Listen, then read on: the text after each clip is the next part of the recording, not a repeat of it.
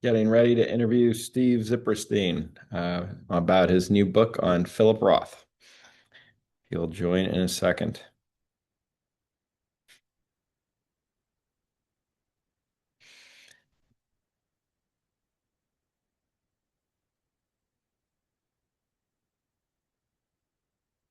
Hi, Steve. How are you? Welcome to the Long View. It's great to have you Good to see you. on the Substack. And we're here, everyone, with Steven Zipperstein, who teaches at Stanford University, a distinguished historian, and is the author of a terrific new book in the Jewish Lives series, Philip Roth, Stung by Life. Welcome and congratulations on the book. Thank you very much, Julie. Maybe for those who have not read Philip Roth, you can just give an intro of his significance in the American literary canon. Sure. So 31 books. Yeah, I mean, he by the time he died in 2018, he was widely seen as one of the titans of American literature, and but not dissimilar from other contemporaneous titans, Mailer, Tom Wolfe, Cheever, Updike. His reputation has faded somewhat with the rise of other writers, women, people of color, etc. And but he was, with the publication of his best known book, Portnoy's Complaint, published in 1969, probably at the time little less well known than Taylor Swift is today, which was which is an extraordinary achievement for a serious writer. His Portnoy's Complaint sold, I think, 40 million copies in various languages, and so it's fair to say that, much like Salinger in his day, he became ubiquitous, is probably less ubiquitous than Salinger is today, at least among high school students, for a wide variety of reasons. And I'm hoping that my book will help do something toward rectify that and remind readers just how extraordinary a writer he was, and in many ways how indispensable. And before we jump into his life, how did you first encounter Roth and his work, and when did it become meaningful to you?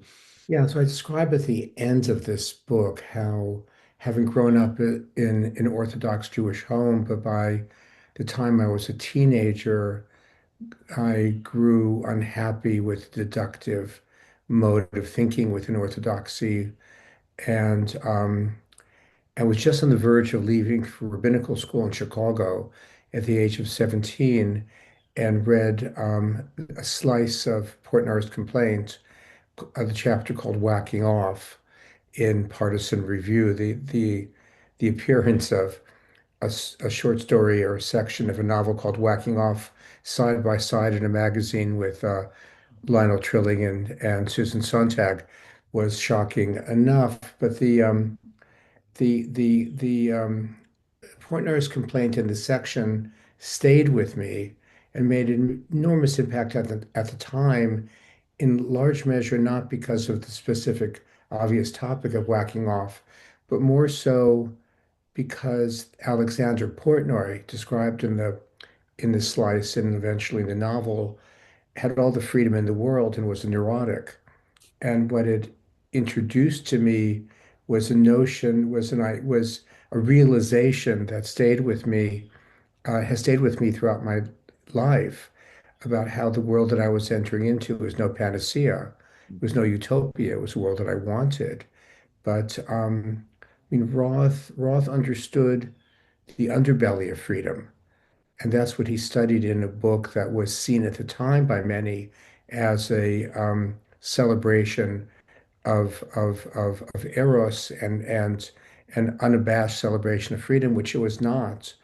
So he hit me then, and I've never left. This is never this impression has never left me, of a writer both deeply intellectual and extraordinarily fluent, Hmm. and enormously committed to words and to language, and for whom his really true loves were books. And my emergence from where I came from was largely the product of reading, and in no small measure, reading him. And he grew up in a Jewish home in Newark, New Jersey. How did his upbringing, how did his family's religious background impact him as he became a writer? Well, it wasn't their religious background. I think what Roth understood well, and this remains true for American Jews today, is that adherents of Jewishness, Jews are by and large not religious. Jews don't fit into that kind of fabric of American life where Judaism is but another religion. It strikes me that this was one of the insights that the George Santos actually understood. You didn't have to put on a skull cap in order to be a Jew. And Roth was immeasurably more clever and accomplished than George Santos, but understood much the same thing. And he at the same time he understood that America was an extraordinary home for Jews. That anti-Semitism existed then, it exists now, but but felt comfortable talking about Jews as people with all of the shortcomings that people have. And he took incredible risks. He introduced many of his own foibles into his work. Hmm. And this was true from the very beginning. I mean, an example is his most controversial short story at the outset was called Defender of the Faith. It was about a shirker in the army, and it was criticized because anti-Semites who actually accused Jews of being shirkers. And what I learned as I was writing this book was that while the short story was modeled on someone who Philip had met in the army during a stint of his own, he was also writing about himself, where a buddy of his from the army told me that Philip insisted that he couldn't do duty on Friday nights because he had to go to synagogue. I don't think that Philip ever went to synagogue on a Friday night. So he introduced himself and his own shortcomings into his short stories and novels in a way that hit me as really a sign of courage and a willingness to explore his own shortcomings alongside those of the people around him. He he was willing to look at the underbelly of life, And and it's sort of topics that so many of us just prefer not to really face up to, and continued to do so until the end of his life. And I mean, the great thing about your book is you focus on the books. I mean, the books drive the narrative and drive the story. One of the books that's pretty well known is Goodbye Columbus. How does that fit in some of the themes now that you've been discussing? Yeah, and I think the only credible way to actually write about Roth is to actually allow the books to be the engine of the book, engine of a biography. That's what he cared about the most, and we could talk about what he cared about somewhat less a little bit later on. A Goodbye Columbus he produces this very quickly in a matter of weeks. It's based on a love affair, based in some measure on a love affair that he has with a woman named Brenta Potemkin in the book. Um, and but it's in many ways a close study of David Reisman's The Lonely Crowd, and a then widely read book about the insidious nature of consumer culture. And he would do much the same thing in book after book. I mean, unlike Saul Bellow, where there's whose works are intensely, transparently cerebral, uh, Phillips were not. But at the same time, he embeds books, serious books, into the very fabric of his writing and does so from the very outset with Goodbye Columbus and will introduce a war between Nietzsche and Freud in Portneur's Complaint and Flaubert into another novel and then eventually 1979 publishes probably one of the finest books in the English language on what it feels like to be a writer, the ghostwriter, and there he foregrounds the difficulty of understanding that classic, The Diary of Anne Frank. So yeah. And I mean, how did he think of putting himself in the stories and the relationship between the characters and his own life? Do you know kind of how did he think of that connection? Yeah, I mean, he insinuated himself into the fabric of his works, which I think makes him in some way a more contemporary voice than some of his great literary contemporaries like John Updike, who feels somewhat dated today in a way that I don't think Roth does. So he he introduced himself while at the same time not introducing himself. And his books are profoundly self-referential, while at the same time full of masks. And I mean, a book like The Human Stain, which is built around an African American man who is living as a Jew and is actually accused of racism, despite the fact that he's black, but it's not known that he's black. In many ways, is an extended rumination on the cost of leaving one's family. And there he's studying what it means to abandon one's family, the cost, the emotional cost, the intellectual cost, something that he wrestled with throughout his entire life. So the books are both profoundly autobiographical, and at the same time, they're shields that cover their autobiographical character. Um, Goodbye Columbus itself is many ways is a study of the consumerism of Brenda Patimkin and her capacity to control her lover Neil Krugman.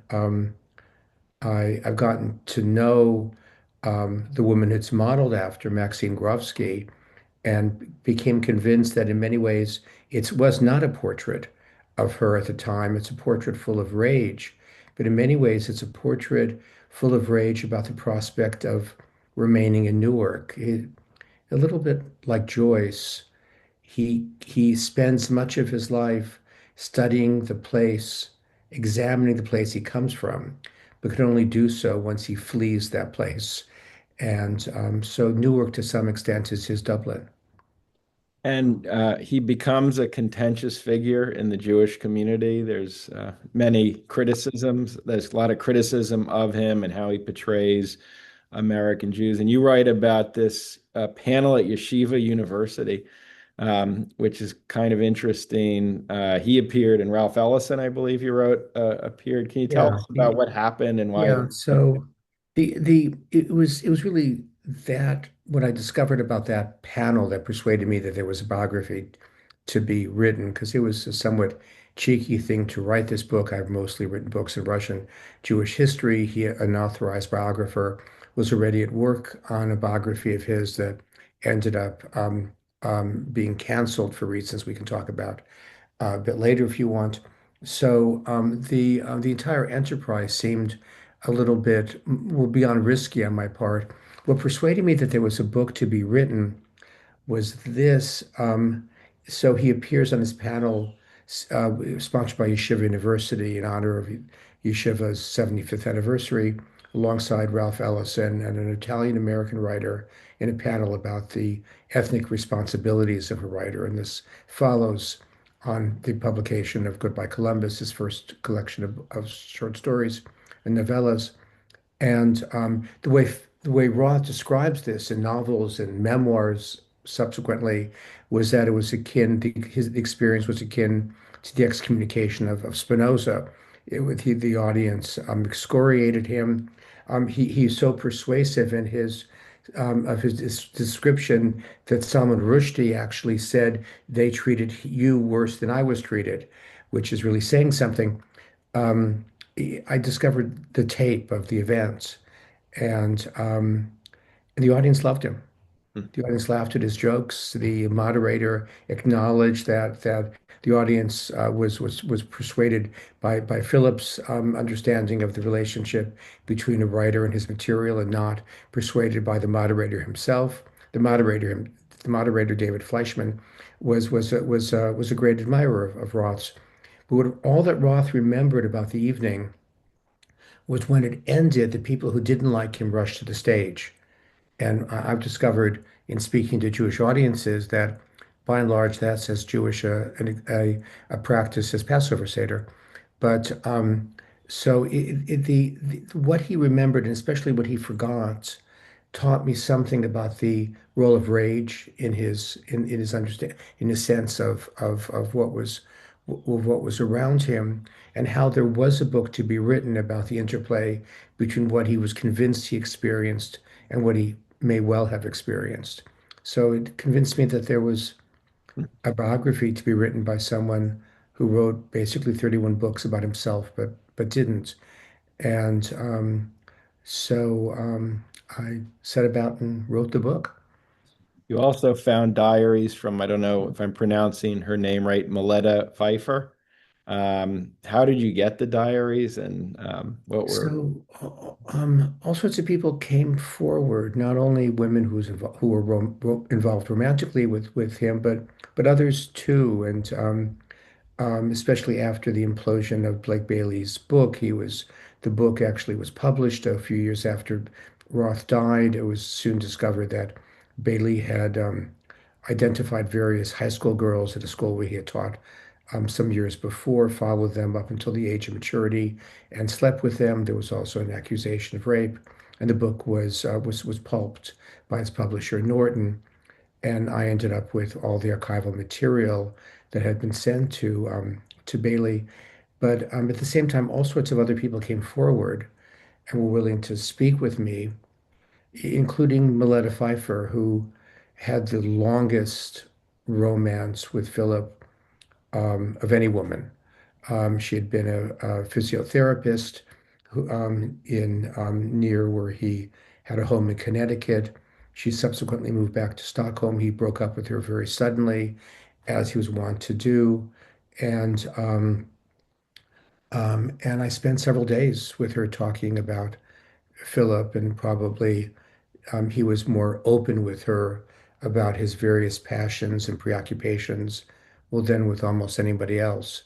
And she gave me her diaries, which I use in the book. And but all sorts of people opened up to me. His army buddy, who I've just referred to, I met the co-counselor in the camp where he met Maxine Krofsky, who was portrayed as Brenda Potemkin, who described to me how uh, Roth Roth had the most raucous sense of humor of anyone he had ever met. He described how Roth hated the wife of the director of the camp, and on the first parents' visiting day, announced to the campers that she had lost her chastity belt. And so while all the parents were coming to visit their children in camp, they were all searching for her chastity belt. But what was truly extraordinary about the story was that some years later, when the same co-counselor, now a doctor, came back to be the doctor for the camp, the first thing she asked was, "Where's Philip?" Because she was hot for Philip. So it wasn't merely that he was overwhelmed by the sensuality of women's bodies, but women were overwhelmed by him, and which gave him ample opportunity. It was this aspect of his life that Blake Bailey focused on inordinately, which seemed to me, which seemed to be a mistake, because really his real loves were his books. And if you write a biography of someone, You want to focus on what was most important to them, and that's clearly was at the epicenter of his life. And so when you said earlier, the books were important, other things were not. Um, Well, they weren't unimportant, but they were by no means as important. And he tended to dispense with male friends in much the same way that he dispensed with his romantic partners. So I think at some point, once he began writing and writing with real fluency in his mid-20s, he decided that he was going to be as great a writer as Melville. And there was just not all that much discretionary time for much else. And so he did other things, but that's not where his heart was, by and large. And before I turn to my final questions, I just want to thank all the subscribers who are watching and hope you're enjoying this. And I always ask if you'll consider being a paid subscriber to support these kinds of conversations. It's what allows me to bring people like Steve to your attention. In the last part of his life, he does come back to a lot of themes connected to Judaism in his book, including famously in the plot against America. Kind of why does he shift to the themes of that final period, do you think? And what was he saying in those final books? He's preoccupied with Jews throughout. I one point that I think is worth underlining is that the insistence on the part of Roth, Malamud, Bellow, that whole generation of extraordinary writers that they weren't Jewish writers is not to be taken literally. It's a tick. It's Jewishness suggested then, perhaps still to some extent, something small and tribal. And all they were saying was we belong to the world. But they write about Jews. And so, in many ways, a useful definition of an American Jewish writer of that time is someone who insists that they're not an American Jewish writer.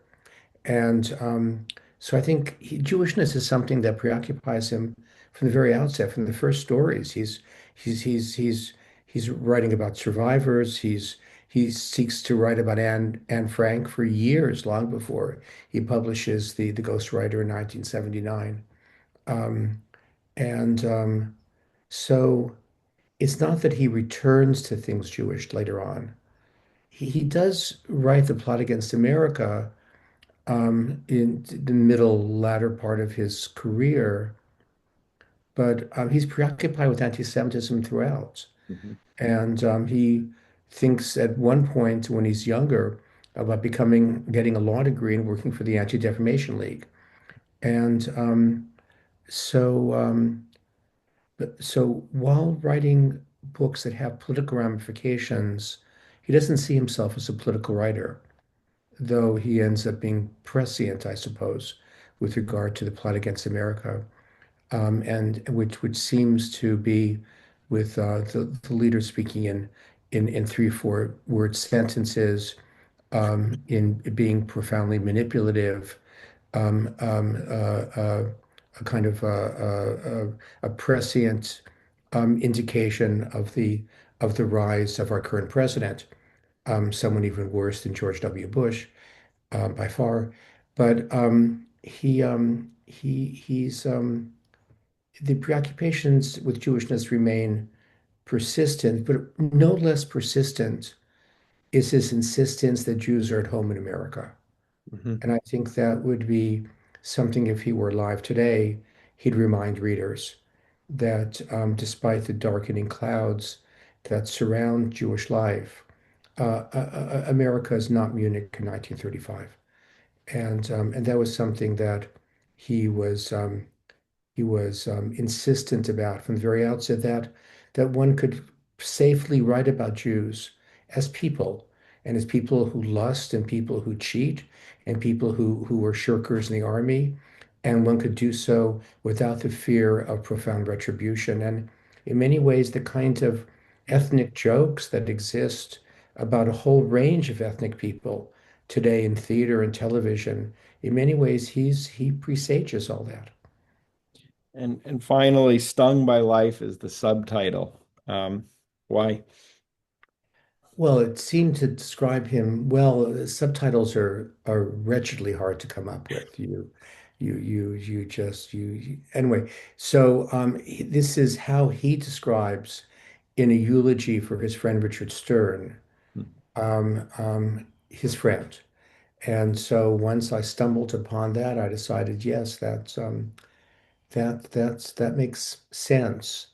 But subtitles are the bane of any writer's existence. I don't know if you found that to be the true, but Yeah, I very certainly difficult. have. Well, look, my one final question. I mean, you started with how you encountered Roth and what he meant his work to you early on. After writing this book, do you think of him differently, or what did you learn about his whole canon that maybe changed from where the place you were when you started with him? I never tired of reading him. And he was willing to confront in his literature things that he would not confront in everyday life. Hmm. And I can't explain that interplay or lack of interplay, but it's something that I've noticed to a large extent. To understand him, you read his fiction, not his nonfiction, not his memoirs. He's truest in his fiction, Hmm. not literally, but essentially. And I what left me more impressed, I think, once I engaged in this, it was a six-year process of writing and rewriting, and I interviewed 125 people. I used over 20 archives. Um, was how courageous he was in looking at the underbelly of life, including the diminishment of old age, something that I'm beginning to bump up against, and diminishment of one's literary talent that he was willing to explore openly in his books. So his courage on the page, I think I never failed to impress me. Courage on the Page. Again, the book is Philip Roth, Stung by Life, Steven Zipperstein, and terrific. It's really a terrific book and covers so much in a succinct fashion. It's wonderful to read. So thanks for joining the long view. Pleasure. Always good to talk with you. Okay, bye. Bye-bye.